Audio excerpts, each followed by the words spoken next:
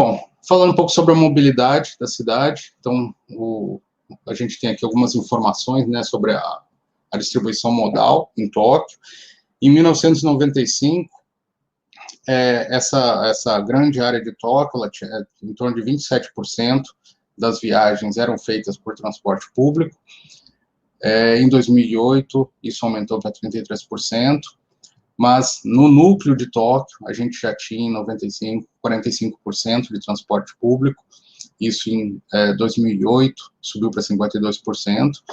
A gente tem, existe uma informação de, lá por 2016, eu já tinha passado, né, estava por volta de 52%, mas quando a gente observa os dados do centro, o CBD, o centro financeiro da cidade, a gente chega a ter utilizações de trem, principalmente, da ordem de 73%. Então, é um uso muito grande. A bicicleta ainda aparece, a caminhada 10%, o carro menos que a caminhada, isso é bem difícil da gente ver por aí.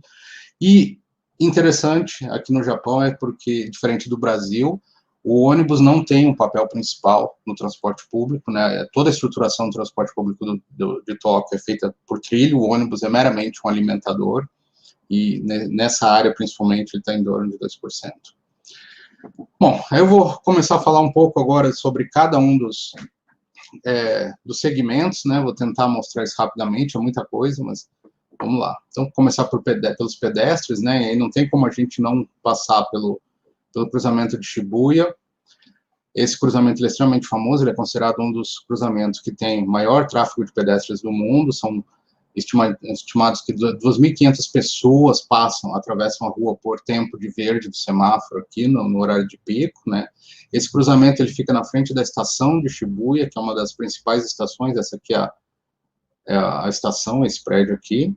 Tá? Na frente do prédio tem essa grande praça, onde aqui fica, para quem já viu aquela história do cachorrinho que ficou aqui esperando o dono, a estátua dele está aqui, foi aqui que ele ficou.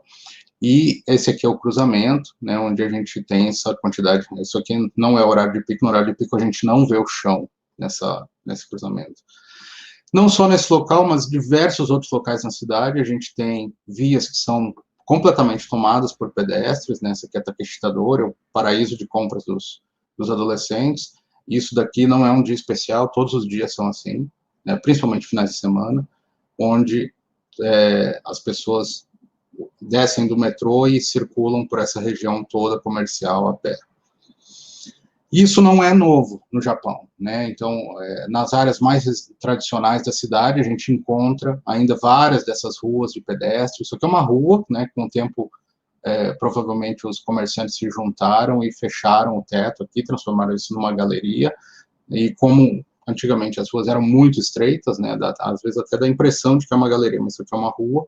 E isso, durante o horário comercial, fica completamente lotado de pessoas. As pessoas que trabalham aqui em volta vêm para cá para comer, fazer compras de comidas, carnes, enfim. Mesmo nas áreas não tão tradicionais da cidade, a gente tem essa característica, né, das pessoas ocuparem todo o espaço público, e mesmo que a gente não tenha calçada, e a calçada, se tivesse, teria sido tomada aqui, né, pelos ocupantes aqui dos lotes, as pessoas circulam e existe um extremo respeito dos motoristas com os pedestres aqui, né. Aqui outro exemplo, né, em outras áreas comerciais da cidade, onde simplesmente as pessoas tomam conta das ruas, é incrível a gente observar, elas realmente não estão preocupadas, ninguém olha para ver se está vindo o carro, não, inclusive os carros evitam de andar nessas ruas, porque já sabem que é muito lotado. Principalmente por conta da população do Japão estar num processo de envelhecimento muito rápido, tudo no Japão tem uma preocupação com acessibilidade. Às vezes, a preocupação é mais... você sente que existe uma preocupação em termos de acessibilidade muito mais forte por conta da população idosa do que pela população com alguma deficiência física. Mas, de qualquer forma, desde de crianças, eles são acostumados a ocuparem o espaço público de uma forma bastante diferente da nossa, né? Inclusive, isso é até famoso aqui no Japão, né, as crianças indo para a escola, elas, desde bem pequenas, bem novas, elas vão para a escola sozinhas, existe uma organização interna dos grupos, então, normalmente, uma criança mais velha vai sair, vai ir pegando, vai passar na casa das crianças mais novas e juntando o grupo, e eles vão em grupos para as escolas, né. O caminho das escolas, ele é completamente sinalizado, você tem diversas formas, inclusive os postes indicam que esse é uma rota escolar, e aí uma coisa que acontece, que é muito interessante, é que existe uma preocupação da própria população que reside, que trabalha, né, ao longo dessas rotas, de cuidar das crianças que estão andando ali. Naturalmente, existe toda uma preocupação também, né, com as pessoas portadoras de deficiência, então, praticamente em toda rua, toda rua maior na cidade, nas calçadas, você vai ter piso tátil, você vai ter rebaixamento, acho que eu nunca vi uma esquina no Japão que não tenha rebaixamento, e você vai encontrar o piso tátil sempre conectando com a infraestrutura tátil do metrô, do transporte público de uma forma geral. Quando a gente chegar na parte das estações, prestem atenção, acho que em todas as fotos vocês vão ver o acesso para o piso tátil até o trem. Bom, aí passando um pouco para os ciclistas, né, então a bicicleta, ela faz parte da vida do japonês, eu não conheço nenhum japonês que não tenha bicicleta, não conheço nenhum japonês que não tenha usado bicicleta, eles vão para a escola de bicicleta, eles trabalham de bicicleta, eles se divertem de bicicleta. O japonês, ele é multimodal por natureza, então ele vai andar muito a pé, ele vai andar muito de bicicleta, ele vai usar o transporte público sempre que possível. Ainda assim, o Japão tem uma das maiores frotas de automóveis do mundo, mas eles usam o automóvel de uma forma mais sustentável do que a gente vê no Ocidente. Aqui eles começam a usar a bicicleta quando eles são crianças e eles não param, né? Então a gente vê muito idoso andando de bicicleta, eles ocupam as ruas, eles vão para todo lado de bicicleta, uma coisa incrível para quem está acostumado com o Brasil, chega a ser um susto quando você vê. Com relação à infraestrutura, a gente encontra algumas ciclovias, né, principalmente nas ruas que estão sendo reestruturadas. Lembre que eu falei que as vias estão passando por um processo de reestruturação, de alargamento, de redesenho viário. Normalmente, essas grandes avenidas, elas recebem ciclovias, existem vários padrões que são utilizados, mas a maioria das ruas em Tóquio, elas estão sinalizadas dessa forma, seria a nossa ciclorrota, né? Isso foi implantado agora há pouco tempo, uma preocupação por conta das Olimpíadas. Mas, tradicionalmente, no Japão, os ciclistas andam na calçada. Então, até hoje, por mais que a rua esteja sinalizada, você encontra as bicicletas na calçada. E ainda existe toda a infraestrutura que é construída, né, as pontes, os viadutos, tem sempre uma ciclovia, e principalmente ao lado dos rios, eu não sei se vocês conseguem perceber, isso daqui é uma barreira contra a inundação, né, ao longo de um rio, e sempre em cima dessa barreira você vai encontrar uma calçada, uma ciclovia. E eles usam bicicleta em família, eles usam a bicicleta carregando coisas, eles usam a bicicleta de terno e gravata, eu ainda não desenvolvi a habilidade de usar o guarda-chuva andando de bicicleta, mas eles conseguem fazer isso. No centro da cidade você encontra, principalmente os jovens, utilizando a bicicleta para fazer suas viagens locais. Normalmente eles vêm de metrô até o trabalho, e a partir daqui eles têm uma bicicleta aqui só para fazer o que eles precisam aqui nessa região. No Japão, todas as bicicletas são registradas, seria a placa da bicicleta, né?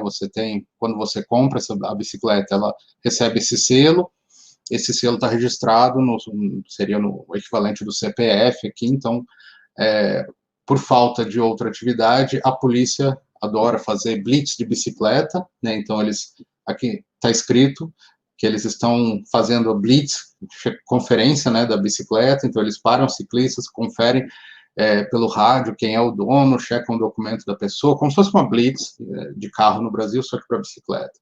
E a polícia também usa a bicicleta aqui, é muito comum a gente ver essas patrulhas de bicicleta. As bicicletas são, é interessante, elas são todas equipadas, elas são equipadas, tem lugar para colocar um cacetete, tem essa caixinha para guardar documentos, bem adaptada para eles.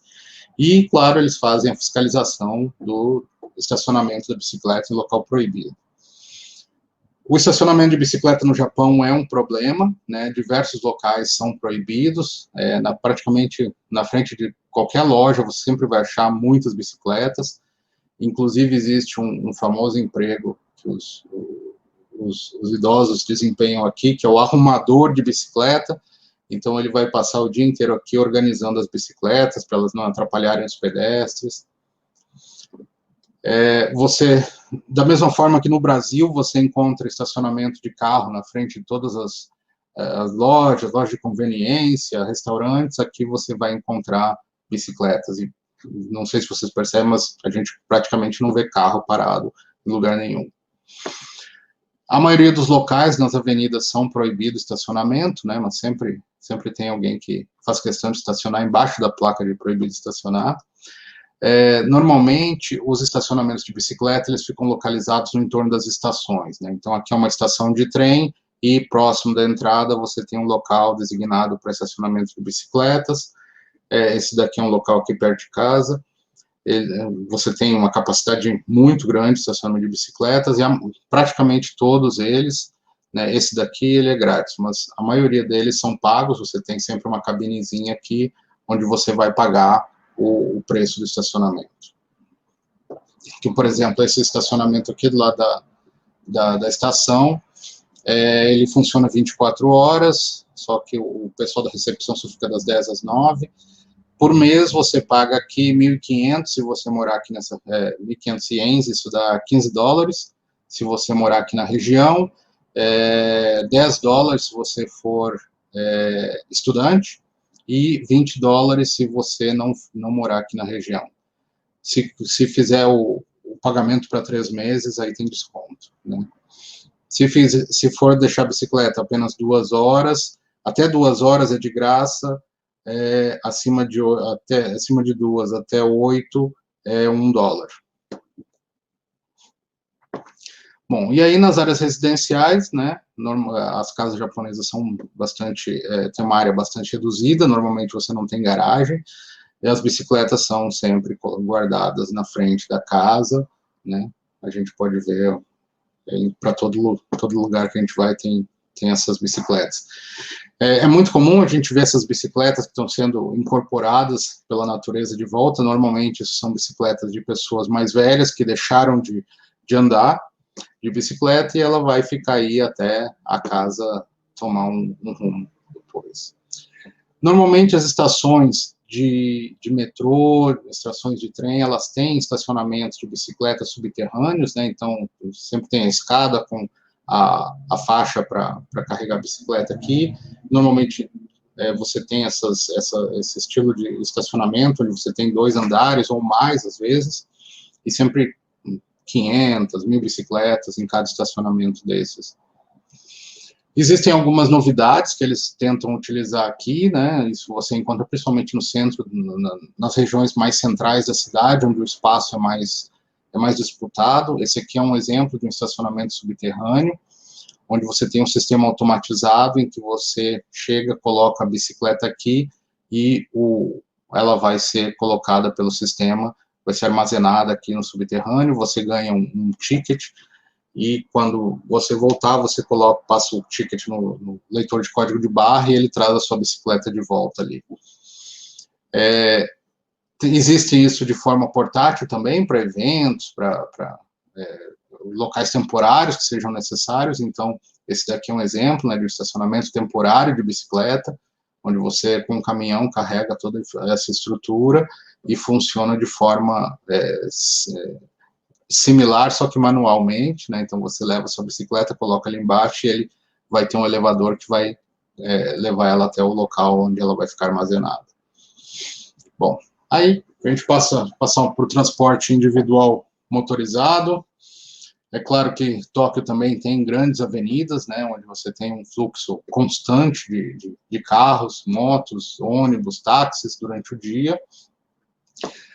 O que não é de se estranhar, já que o Japão tem uma grande quantidade de montadoras, né, algumas das maiores do mundo estão aqui, mas a gente percebe, né, já pelos dados, de que a venda de carros no Japão tem caído muito, principalmente a de carros tradicionais, tem aumentando o que chama aqui de mini carros, que são carros que têm um uso de espaço menor. Eles estão liderando aqui a venda dos carros nos últimos anos. Aqui em 2019, os 4 mais vendidos eram mini carros. Outra coisa que está crescendo muito aqui no Japão são os carros elétricos, né? Então, em 2017 já era 1% da frota do Japão, os carros elétricos. Você tem um crescimento muito grande dos pontos de carga, então os estacionamentos estão sendo transformados para receberem carros elétricos. Então, pela cidade você encontra vários desses são pequenos estacionamentos, né, onde você tem a oportunidade de carregar. Inclusive, em 2016 aconteceu uma coisa muito interessante, que é o número de pontos de carga de veículos elétricos ultrapassou a quantidade de postos de combustível. Então, hoje no Japão tem mais ponto de carregamento de carro elétrico do que posto de gasolina. De uma forma geral, na cidade inteira você vai encontrar esses pequenos estacionamentos, né? Você vê, esse daqui ele tem 4 vagas, esse do lado é outro, ele tem 8 vagas, esse daqui, mas esse daqui tem 4. E aí sempre tem a cabinezinha aqui, é tudo automático, onde você vai lá e coloca, você estaciona o carro, tem uma trava de segurança aqui embaixo. Na hora que você coloca o carro, você vai ali, aciona uma espécie de parquímetro, e essa trava vai levantar e só vai baixar depois que você fizer o pagamento quando você retornar. Bom, mas, como vocês viram, a cidade tem uma área muito reduzida e, para que haja uma melhor circulação, já há muitas décadas, Tóquio construiu uma rede de vias expressas urbanas. Existe uma rede de vias expressas intermunicipais no Japão, mas Tóquio tem uma rede própria, uma rede de vias expressas próprias. Parte delas é subterrâneo, né, como você pode ver nessa imagem aqui, e parte dela, uma grande parte dela, é elevada. Toda essa parte elevada e a subterrânea, elas se integram à rede urbana da cidade de uma forma bastante fluida. Essa rede via expressa, ela é pedagiada, né, são $7 para veículos de passeio e $15 para veículos de carga. Isso aqui é uma imagem, né, de um trecho elevado dela. Isso aqui se estende pela cidade toda. Em alguns locais você tem diversos níveis, né, não sei se vocês conseguem ver, mas aqui a gente tem 2 níveis de vias, aqui também 2 níveis, de forma que você consegue fazer passar de um sentido para o outro da forma mais rápida possível. Existem várias experiências de se incorporar essa estrutura que é criada para a rede de vias expressas, se incorporar isso à utilização do espaço, né, transformando em shoppings, transformando em áreas com outro uso que não simplesmente de área vazia por conta do cruzamento, dessa interseção, né. Esse daqui, inclusive, ele entra dentro do prédio, o prédio está em volta dessa interseção. É claro que isso tem algumas desvantagens, né, do ponto de vista arquitetônico. Por exemplo, isso aqui é um local famoso em Tóquio, onde você tem 3 níveis de vias que se encontram, então praticamente você não consegue ver o céu aqui. Isso se estende pela cidade como um todo, né? Tóquio ela tem uma área reclamada do ar muito grande, essas vias expressas conectam todas essas áreas. Praticamente sempre onde a via expressa passa de um lugar para o outro, você tem também aqui os trilhos, né, que é uma ponte de trilho, exclusivamente, e elas compõem uma infraestrutura única de transporte. Um outro ponto interessante que eu gostaria de chamar a atenção é essa ligação que existe de um lado ao outro da Baía de Tóquio, onde ela é feita metade por uma ponte, metade por um túnel embaixo do mar, né, é a Aqualine. ela é pedagiada também, $30 para você passar por aqui. E, como parte, Tóquio ainda não terminou de construir sua infraestrutura, está em plena expansão. Tóquio está, nesse momento, construindo, né, finalizando, ainda não está construindo ainda, os 3 grandes anéis viários, para os quais foram construídos TBMs, né, no Brasil a gente chama Tatuzão. Esses, se eu não me engano, tem 8 desses agora em operação, na construção desses anéis viários. Eles são especiais, eles são bem maiores, acho que tem mais do dobro da área de um TBM de metrô convencional.